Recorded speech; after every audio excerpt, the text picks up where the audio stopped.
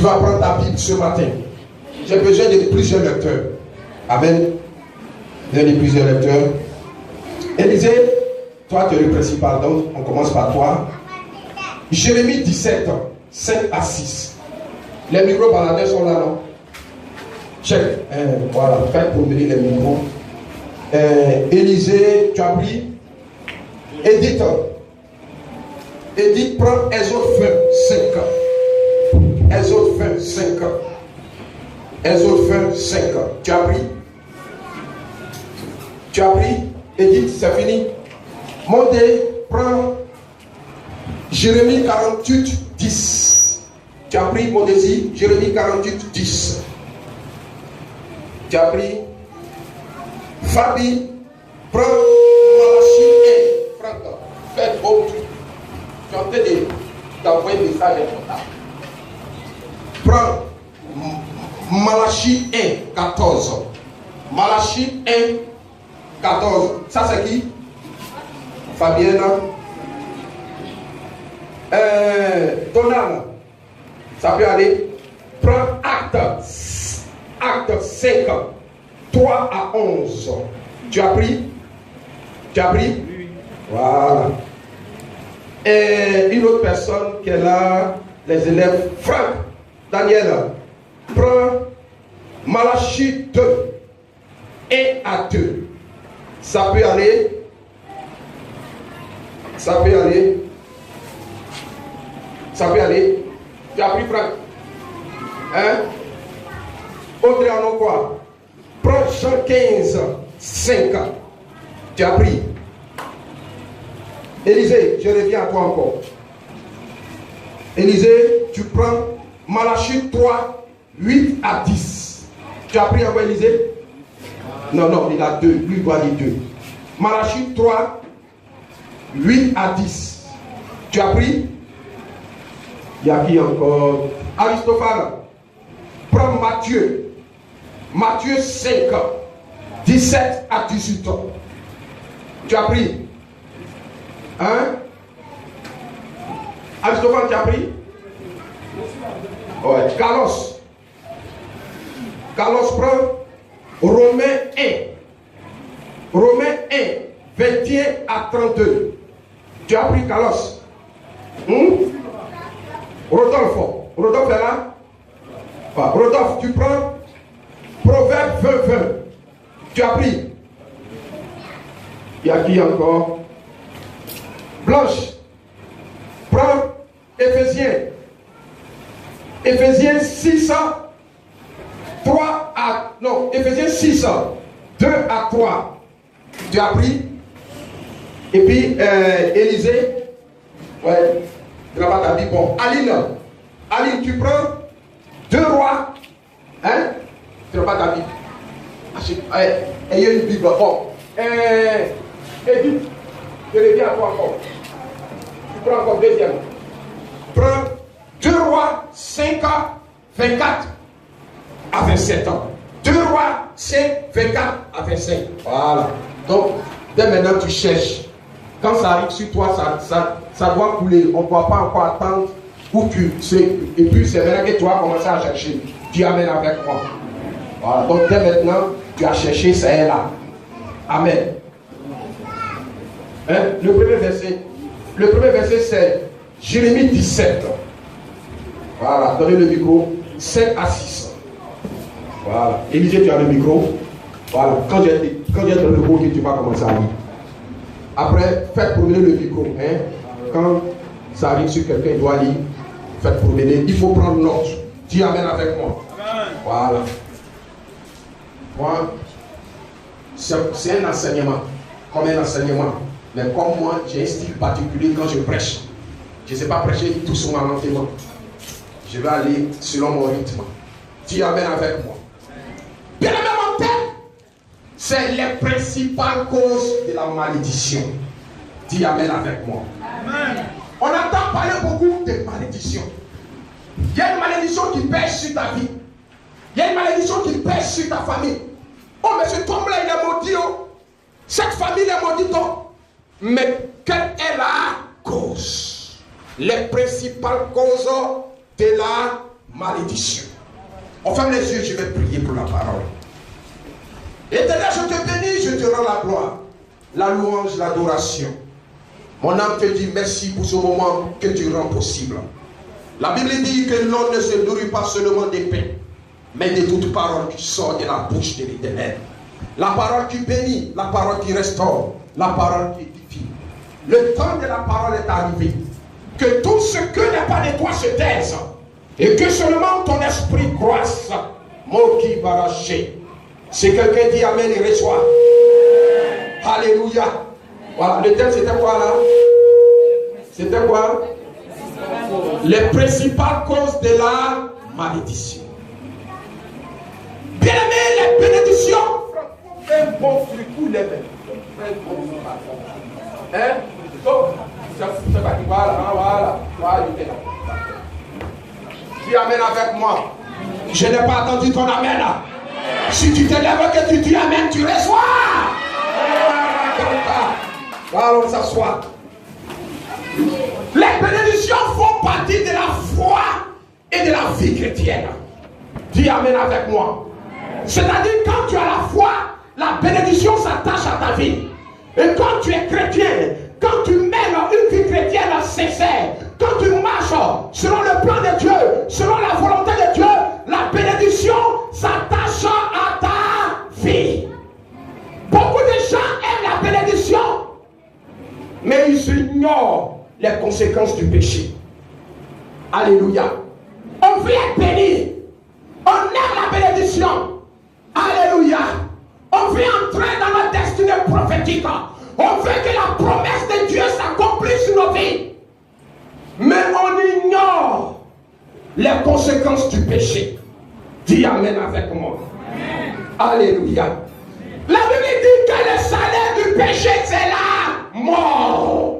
C'est-à-dire quand tu pêches, quand tu marches selon ton bon vouloir, quand tu marches selon toi-même ta propre volonté, il y a un salaire, il y a une rémunération, c'est la mort.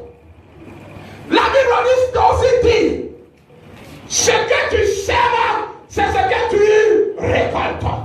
Dis Amen avec moi. Ce que tu sèmes là, c'est ce que tu récoltes. Quand tu sèmes arachide là, tu ne peux pas récolter maïs.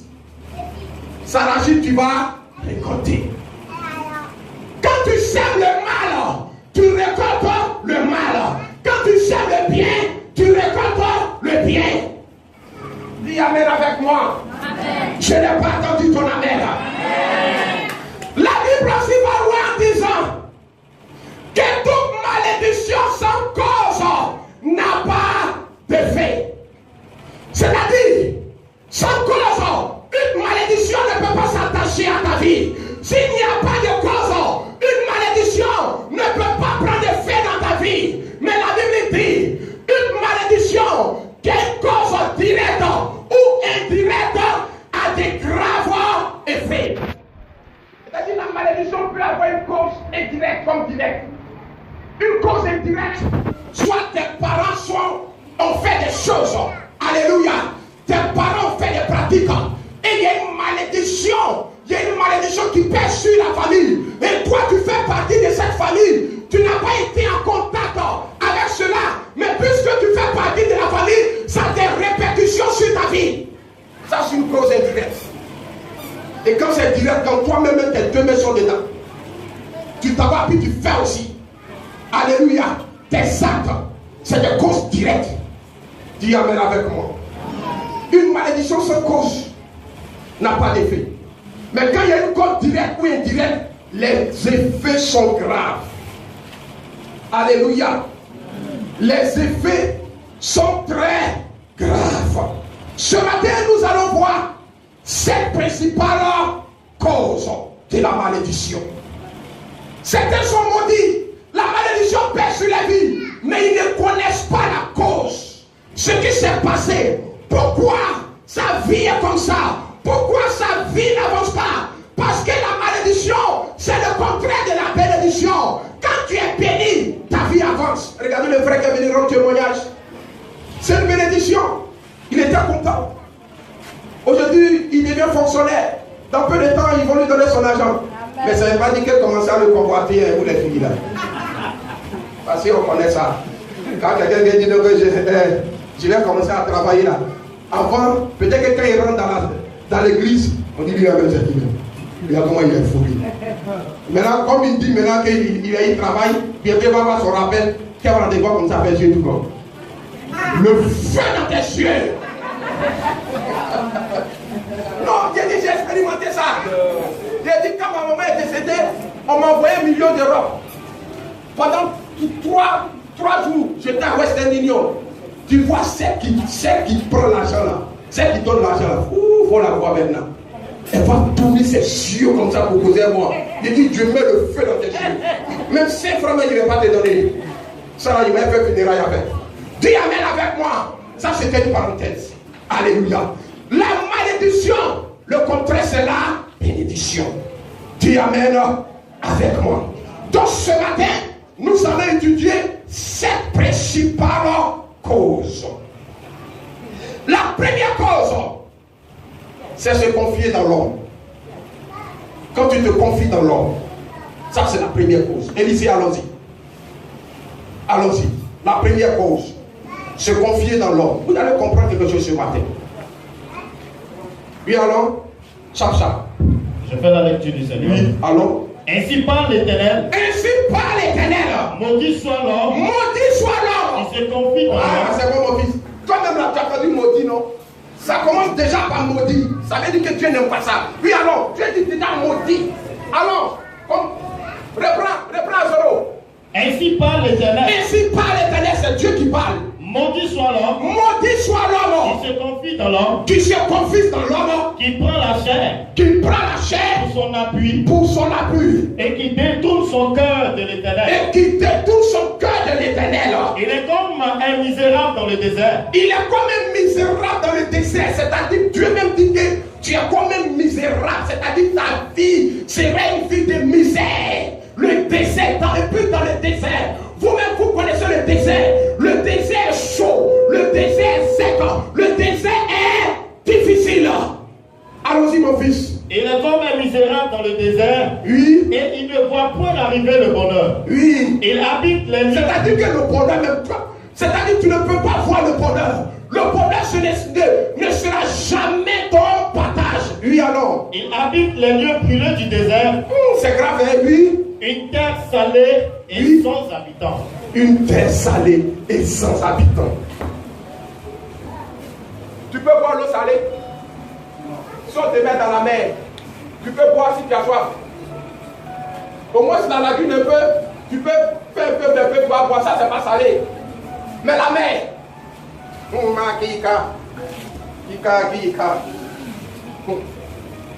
ça veut dire que vous allez comprendre quelque chose ce matin. Voilà. Alléluia.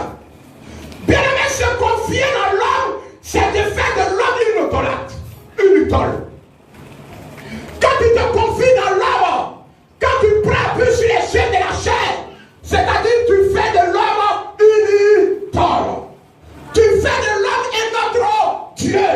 Oh, Dieu n'aime pas l'idolâtrie. Dieu n'aime pas l'idolâtrie. Dieu est l'idolâtrie. Oui, les idoles, Dieu ne les aime pas.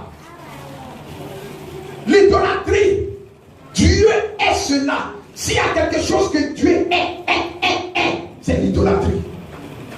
Quand tu te détournes de lui et tu prends un autre Dieu, tu te détournes de lui, tu refuses de l'adorer, tu refuses de le louer, tu refuses de lui rendre la gloire et tu rends un culte à un homme, à une autre divinité. Ça c'est l'idolâtrie. Dieu n'aime pas cela.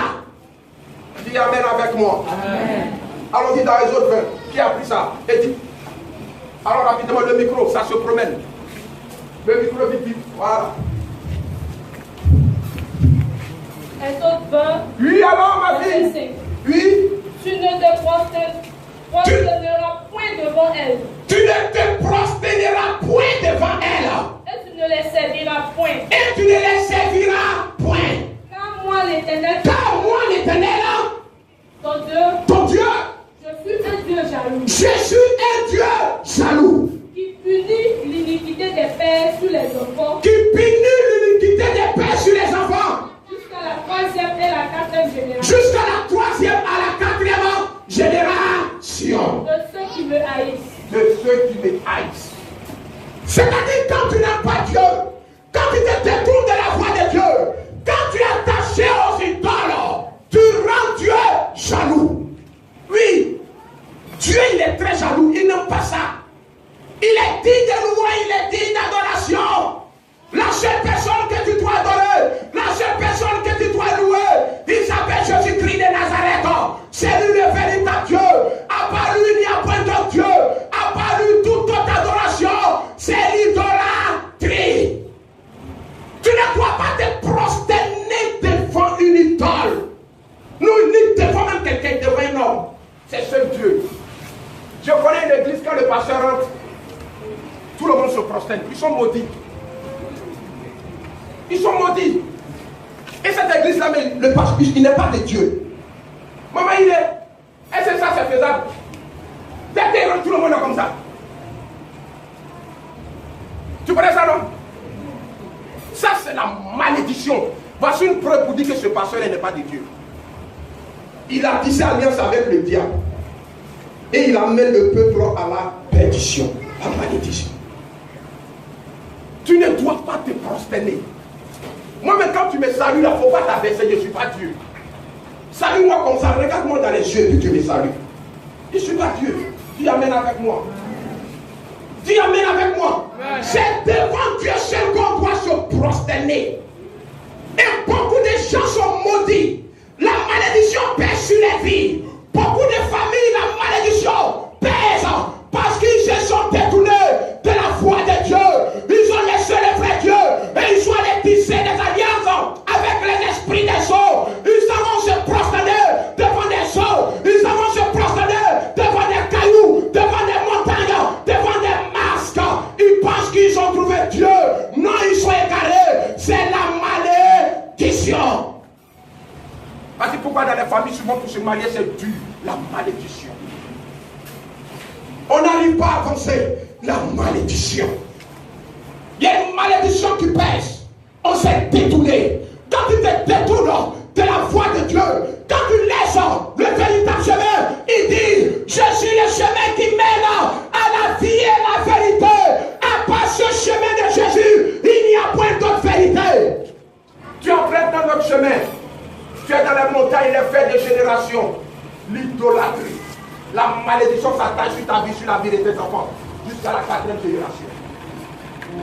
Tu as hérité le Père de Dieu. Je connais un peuple qu'on appelle Israël. La Bible dit que la grâce de Dieu était sur ce peuple. Dieu aimait le peuple d'Israël.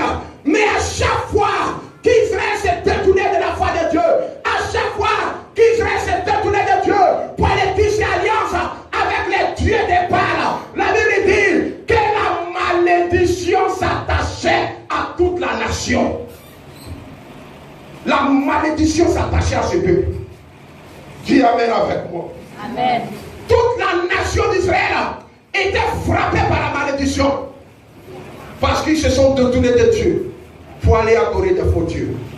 Il ne faut jamais te prosterner devant quelque chose. Si tu dois te prosterner, c'est devant Jésus. Jésus, je me prosterne. Tu es le roi des rois. Tu es tout puissant pour moi. Tu peux même te coucher. Prosterne-toi. Mais tu dois mettre ta confiance dans l'homme. C'est l'idolâtrie. Tu as fait de l'homme une idole. La malédiction va s'attacher sur ta vie. C'est une cause de la malédiction. L'idolâtrie. Voici pourquoi beaucoup sont maudits. Une malédiction indirecte ou indirecte. Ton papa a fait des choses. Et toi, ça se répercute sur toi. Il a dit de la première jusqu'à la 4e génération. C'est-à-dire, c'est que ton arrière-grand-père a fait. Ça peut se répercuter sur toi. Dis amen avec moi. Amen. C'est ça. Voici pourquoi souvent dans tes familles, tu vois les filles, elles sont jolies, il n'y a pas de garçon. Elles sont belles. Donc tu les vois, tu dis, voici femme. Cette femme, c'est là que je veux. Une fois que tu l'as pris, tu l'as goûté, elle te dégoûte. Tu amènes avec moi. Elle commence à te dégoûter, comme tu ne comprends pas. C'est la malédiction qui pèse sur ta vie. Tellement ils ont tous les diplômes, il n'y a pas de travail. La malédiction. s'est dit que dans cette famille-là, la bénédiction a été confiée à une idole. Soit c'est un masque, soit c'est une eau. Quand ils s'en vont devant Lola, soit Lola peut s'appeler Tanoé. Tanoé, je suis venu t'adorer. Il va prendre poulet, il faut des libations. Tanoé, il faut me protéger. Il faut protéger tous mes enfants, toute ma famille. Il faut nous protéger, nous tous. Comment une eau peut te protéger? Qui protège? C'est Dieu qui protège. Alléluia. Tu as levé Dieu à sa place de protecteur et tu as mis une eau, ou bien une forêt, ou bien une montagne. La malédiction. La Bible dit maudit. Ça c'est la première cause. Dis amen avec moi. Dis amen afin que j'avance. Amen. Dis amen afin que je juxtapose. Amen. Dis amen afin que je propose. Amen. Je n'ai pas attendu pour amen. Si tu as dit amen, tu reçois. Voilà. La deuxième cause, c'est servir Dieu avec négligence. Il y en a, ils servent Dieu avec négligence. Il y a la malédiction dedans. Souvent on dit, papa, mais moi je parle trop. Quand je parle, c'est pour ton bien. Tu le sais bien. Avec zèle, il y a le bonheur, la bénédiction. Tu le sais avec négligence, tu es maudit. Alors, troisième lecteur. Oui, alors? Maudit soit celui qui fait. Ça a commencé par quoi? Maudit soit celui qui fait. Ouais. Avec négligence l'œuvre de l'Éternel. Maudit soit celui qui éloigne son épée du carnage.